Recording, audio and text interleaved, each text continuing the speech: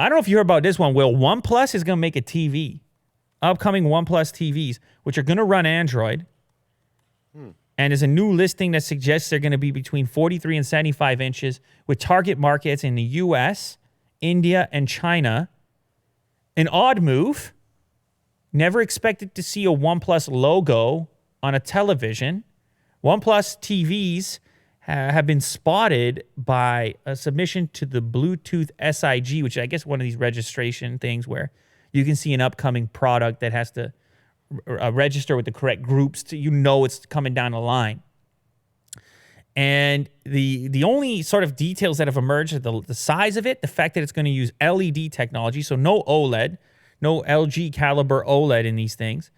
And it's also described as a unique Android TV, which is kind of unusual because Android TV, of course, searching for some degree of uniformity across different devices. So what is unique about theirs? Did they get some special permission from Google to tweak the Android TV experience similar to how they've tweaked the Android experience on a smartphone? Maybe. I don't know. Now, I don't think the uniqueness of this thing is going to have very much to do with the hardware. My best guess is that they're going to repurpose some pre-existing hardware from some other manufacturer, as frequently happens in the display world. Your TV panel comes from a handful of manufacturers, and then a bunch of different brands get badged on top, and the software gets put on there accordingly.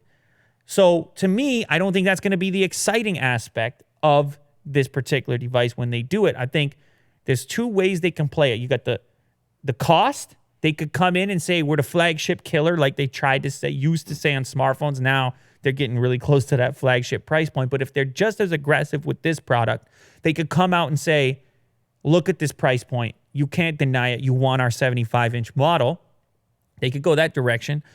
And then on top of that, they can go the software direction, because I really think the future of differentiation, especially at the budget level or mid-range level of televisions, is how you interact with it.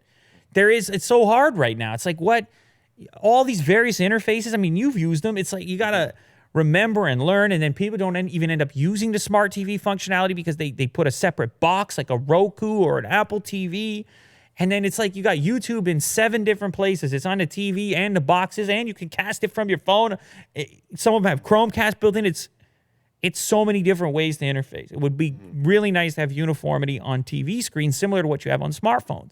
So it kind of, you start to imagine a direction, a path for a company like OnePlus to bring that kind of a take to a TV. Imagine if a TV had something similar to this OS on the OnePlus 7 Pro.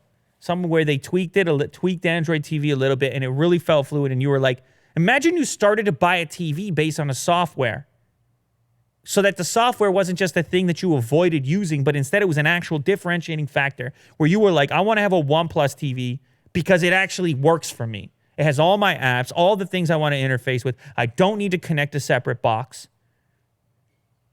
That could be a compelling argument where you could get people talking. Plus, OnePlus has built up this cult following, not just in North America, also in India. I've seen it firsthand, where the brand itself now has some clout, where people from a pride perspective might want to say, I got a OnePlus TV in the living room. So anyway, apparently the 75-inch model is going to be targeted at US and China. The 43-inch version is going to be exclusive to India. It's going to have some form of Android TV on it, and it's going to be expected when? Do we have maybe in a year? Something like this. I don't know. It's super early stages. This LED display technology, do you think it's cheap? Yeah, LED, of course, yeah. Yeah, it's going to be, I don't think it's going to be a big-time performer. I don't think that's the angle you can go right now. Making these things is hard, particularly in the OLED department. It's like very hard. I mean, even took Samsung a while. Like it's the yield on these large form OLED displays is low comparatively to the more tried and true technology. And that's why you get these high price points associated with these things. And I mean, it doesn't fit with OnePlus's brand to go out and try to make a $5,000 TV. it makes a lot more sense for them to take the tried and true tech. I mean, they could go to a company like TCL, right? Get a pre-existing Get their model. panels. Say, we're going to start here in this panel. Yeah. We're going to build the frame for it, make it sleek and whatnot, and then we're going to do the software in conjunction with Google. Now you got something interesting. Then they do the marketing, and now you got something interesting. So I actually think it's kind of a cool move. We'll see how it goes. But I do want the OS on TV screens to improve, because I'm sick of bouncing between different menus and smart systems into the boxes I have hooked up. And there's just, it's like so many ways to interface. Jeez, man. And maybe with like a OnePlus phone, there's some sort of like cross. Oh, you know they're going to do something. You know they're you going to know. do something like that. You know they're going to do something like that.